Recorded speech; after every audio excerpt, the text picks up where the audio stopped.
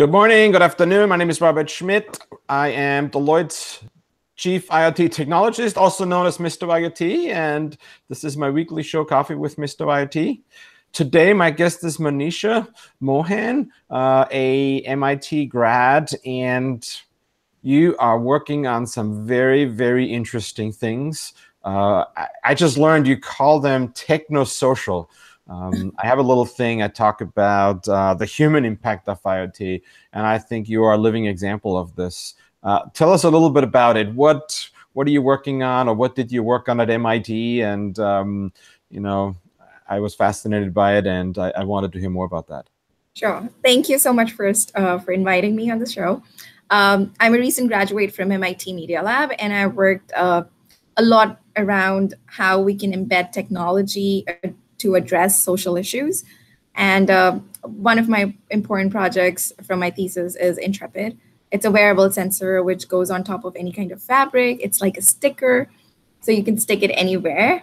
And the technology behind it is that it detects, communicates, and most importantly, documents sexual abuse and tries to prevent it in real time. The device tries to understand how you remove your clothing versus when somebody else is trying to remove it off your body, even when you are unconscious. So it tries to record that particular incident if it's flagged as an act of sexual assault, and sends your information to 5 people who are predefined as your safety circle. So they get the information about where you are and when the incident took place. And one person also receives a phone call, which helps us to create legal evidences as we are proceeding towards it. And it records all the audio in the background to ensure that if the victim really feels like filing a complaint later on in future, they can, call out for help or, showcase this audio and be like, yes, there was something which was wrong. So yeah, that's a little bit about Intrepid. Yeah. So there is Intrepid. There's a sticker. How big is the sticker? It's like a 5 x 1 centimeter. It's just a small patch. It's a patch, and it goes on clothing, and it knows how I take my clothing off versus if someone else would take it off. And then it alerts people, creates evidence, and records what goes on. Did I get that right? Yes. Sounds amazing to me. It sounds something that's really unfortunately needed. I'm kind of curious, how far did you take this? So I heard a lot about what it does. Did you test this? Have you, just tell me a little bit about how far you've taken this. Yeah, so in terms of testing the technology, at MIT, we are supposed to test all what we make. So it's all about human-computer interaction. So we definitely had to do laboratory trials, and then we had to go a step further and ask people to wear it as a part of, testing different features of it. So we made people do exercises with it, wear it on their body and like walk around and do their basic stuff, try to wash it in their normal washing cycle. And we also had to organize exhibits where people could come and give us feedback. So it's a long process from like design thinking stage where people come and tell you what the issue is, at a later stage when you just show the prototype to people and they give you feedback about how to iterate it. And the later stage is just testing the technology with people and making them wear it. So we tested around 64 plus people at the intermediate stage. And then we went on and did like trials for different features of the device with like a set of 10. Yeah. Do you have instances where it prevented sexual assault? So we did come across an act of assault so far. You did not? We did not. We did not. Yeah. So this was all being done in like controlled environment, laboratory settings, when we did the actual setup. It's very difficult to stimulate an act of sexual assault, and it's kind of not a part of IRB, so we don't want to walk in that space. Yeah. Yeah, I mean, I wanted to say, unfortunately, and I mean, really, fortunately, you didn't run into it, but at the same token, it'd be really curious to see how it does help with preventing. Yeah. Is there, I'm kind of curious, when I think of alarm systems at houses, right? A lot about is that sign that sits in front of the house to tell people that house is protected. How much of what you talked about was about that too? There's sort of like, hey.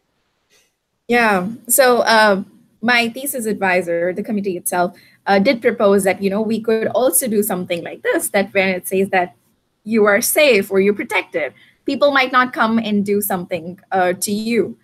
But when you look from the user perspective, since a large group of this is women, they have a particular way of dressing up, and it's a very personal. It's related to their identity. It's related to who they are and what they want to project or what their mood is all about. And fixing that particular label that I'm protected, or a gadget which says that lights up, or we did discuss about if we had an alarm or if we had like a light which glows up. We felt that that would be too intrusive and people might not like it. And when we went with these ideas to the general public, obviously they did not want them to be dressed like that. So it was actually a design decision which was taken with the audience together to make it something which is like a sticker which goes on any kind of fabric, gives them flexibility to wear whatever they want. Yeah. Do you have one of those stickers to show us how it looks like?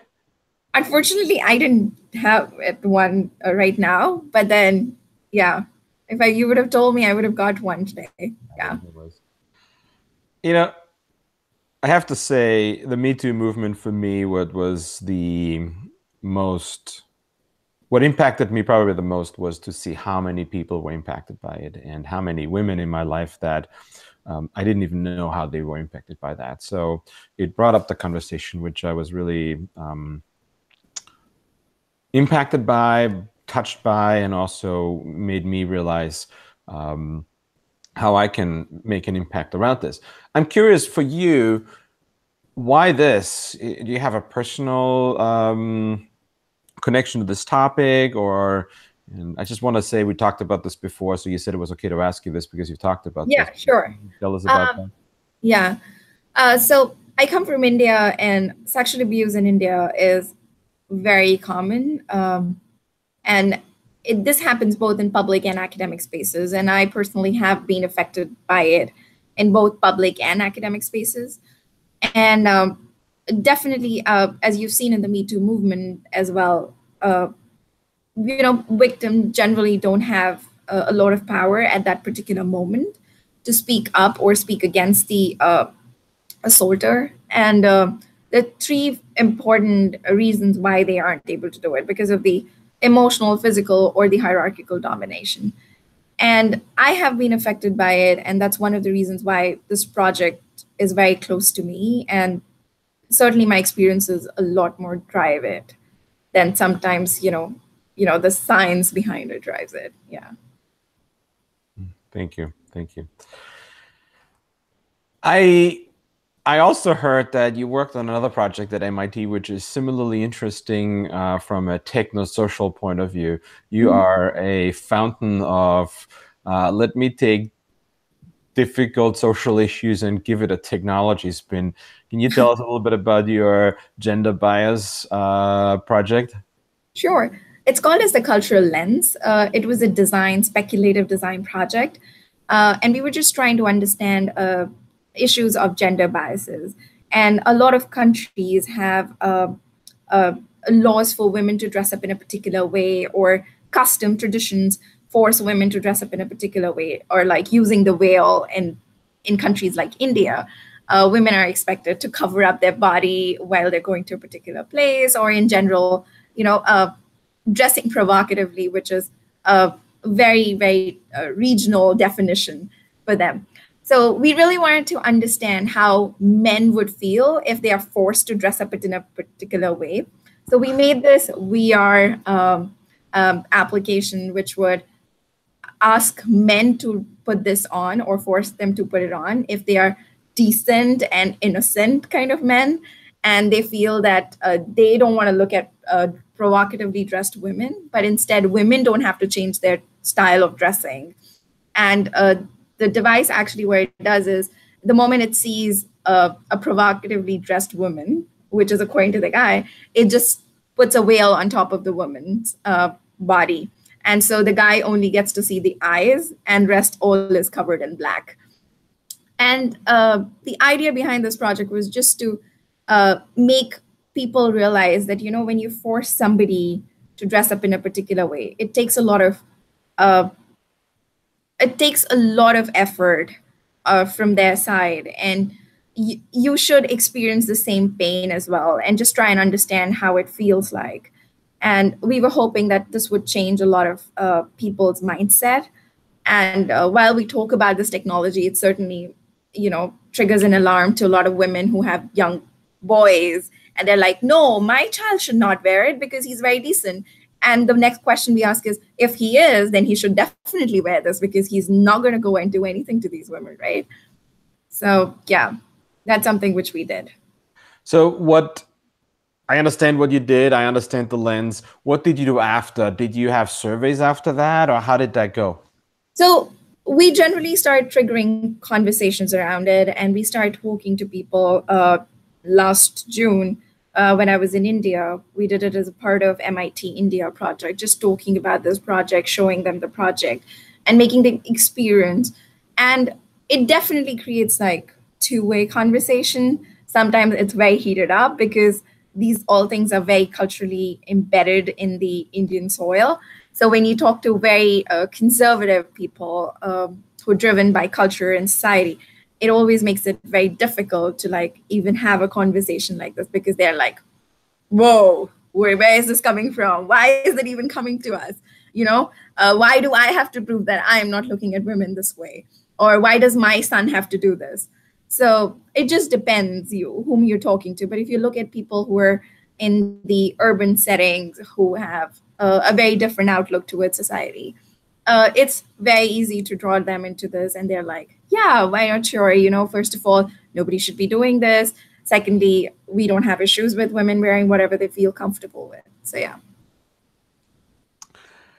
I'm fascinated by what you do. I find what you do amazing. And thank you for sharing this with us on the show. I have to, so I just want to switch topics for a second.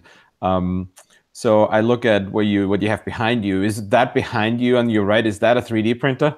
Yes, it is. Are you printing patches back there now? No, we printed a batch this morning, so we don't have anything up running right now. Okay. So you graduated from MIT. Are you still working in this techno-social field, or where does someone graduating with all this really, I have to say, what fascinates me the most about you is how you talk about these difficult topics in a factual yet kind of very open way. How do you take this and bring this into the work environment? You worked in a lab in research now. What do you do today, and how did that transition go? So I think it's more about how you use the technology after you graduate, because your mindset is focused on addressing issues which are more social, but you're using technology as a tool to address them. Now, after graduation, I'm actually working with flavors and fragrances company, IFF, and we look at social issues very differently and through a different lens altogether. My work revolves a lot around how we can enable the way things are being communicated via technology. So that's another very different field. But yes, what brought me here was another project which I did at MIT related to flavors and fragrances. We were trying to understand how sexual arousal could be, reduced using odor. So that's how I started getting involved into olfaction and odors and molecules, and that's the bridge. And we're just trying to work towards it in a different way. Yeah. If you're just joining the show, you're watching Coffee with Mr. IoT. Today, my guest is Manisha Mohan, a graduate from MIT and now a technologist at IFF. Did I hear you right? You said you're looking at fragrances that decrease arousal. I always thought of fragrances the other way around. Yes. So there are a lot of odors which can reduce sexual arousal. And we got inspiration from the wild, a skunk. And, we just started thinking about it, how this could actually work in the real world. And so we got people in our lab at MIT and made them experience different palettes. And we had a stimulant running at the same side. We had them watch a pornographic video and images and GIFs. And while they were sexually stimulated, we were making them experience these odors, and we were asking them to rate that experience. And we found a palette of 13 odors, which can actually do it in real time. And if you look into more of literature, there's a lot of study around that as well. There's a Nature publication about how the odor of the teardrop can drop sexual arousal drastically. Yeah. Okay, so I have to say this might be the most controversial show I've ever done in terms of topics, and yet it's done in such a caring way. I appreciate that. I'm laughing myself here. So that was at MIT. I thought maybe I misunderstood. So at IFF now, it ain't about the arousal part. You're doing something different, or did I miss it? I'm something doing something completely different. So that was the bridge. You did that for MIT, yeah. And then okay, I got it. So how much can you tell us what you're doing today? And if the answer is nothing, that's okay too. I'm just curious, because I mean, you're not going to get out of the world of Internet of Things, are you? No, I'm definitely not going to get out of the world of Internet of Things. It's certainly my backbone. It shapes me and my world, and I can't think of getting out of it because that's my future. Are you wearing a Fitbit? No, I don't wear Fitbit. What do you wear? I don't wear it because right now I'm not sharing data. So what about IFF? Can you tell us what you do there? So a little bit which I can share with you is we're working at Technologist, which can create a bridge between how we communicate and to make it more wholesome, because at this point we are certainly sharing videos and audios. And one sense which is really missing is odor. And we're looking forward to see how we can integrate odor in digital communication or in applications. Yeah. So we can do visual, we can do audio. Now you're working on the sense. The last one then will be touch, right? Yes. Got it. Well, very fascinating, very fascinating. Mm-hmm. So I have to ask you something different. I want to come back a little bit to techno-social and just take this down one step for you and me. I don't know if you know, but I'm originally Austrian. I came to this country 22 years ago, and I consider this my home now. In German, actually, there is two words. There's a word for home and the country you come from. I always say home, because Heimat, which is the German word, doesn't exist in English. So my home is Austria, but my home is here now. And I've always loved being here. There was something I felt very welcome. I'm kind of curious how you feel. I don't know. How long have you been here? Number one. Number two, how was it for you as an Indian woman to come to the United States? Contrasts, comparisons. You know, we go deep into techno, social. Now let's go into social. I'm just curious about you and your experience. Yeah, so I came to the country 3 years ago for my master's. But my transition from India was indirect to United States. I had worked for a couple of months in Sweden as an intern. So that really helped me to see the Western side of the world. It was a great opening. And when I came to United States right after Sweden, I think I was a little disappointed because Sweden had set my levels really high. And your levels of what? I'm curious now. So you went from India to Sweden to US. There's another point. This is even more interesting now. Go for it. Oh, yeah. So Sweden is definitely more developed. And when you talk about, housing, infrastructure, organizations, and everything. So when I came to United States, I remember I had landed from the airport and it was 8 p.m. I went to my dorm and I was like, wow, they don't have windows like Sweden. They're not insulated that well. But that's just something, I felt Sweden was way more organized, and the pace at which they live their life is easier and comfortable and more welcoming. Since I landed in Cambridge, yes, you could see all those, geeky, nerdy faces, but then the smile was missing. Whereas in Sweden, the smile was always there and very welcoming. Yeah. Interesting, interesting. And how do you feel about how do you feel about gender? How do you feel about acceptance of gender differences, gender fluidity, and how do you feel about racial differences between India, Sweden, and the US? I think more than gender, I feel that racial differences here are subtle but loud in their own way. It's passive aggressive. Whereas if you talk about gender, I really like something. I was there at a conference, NC Wit, last year, and it was a women in IT conference. But the way everybody was talking about women issues was very amazing, because in India, I know that everybody recognizes there's a lot of problem, but less number of people talk about it, or it's pseudo feminism there. People want to be feminist, but then at the back of their mind, or the things they practice, they are still very chauvinist. Whereas in the United States, I see that a lot of people in both sex, not just men, women, and other groups, everybody talks about it, and they're pretty clear. They know that this is right and this is wrong. But in India, still there's a confusion around what is right and what is wrong, and how to give people their space, their choices. And that's where I feel that there's a struggle there. Yeah. Thank you. I appreciate that. So let me take this back. We have about another 2 or 3 minutes to go, and I just want to go and look forward a little bit. If you could take your tech knowledge anywhere into social, where would you take it? And where do you see Internet of Things go in our society in general? Just look at the future a little bit and give me your thoughts on that. So I'll answer your second question first. I do see that Internet of Things is amazing. And I know that tomorrow my clothes are going to be talking more than what I know about my body, or about, how I express, or what I feel. And that's what was one of my projects, where we were thinking about talking clothes, where clothes know more than what I know.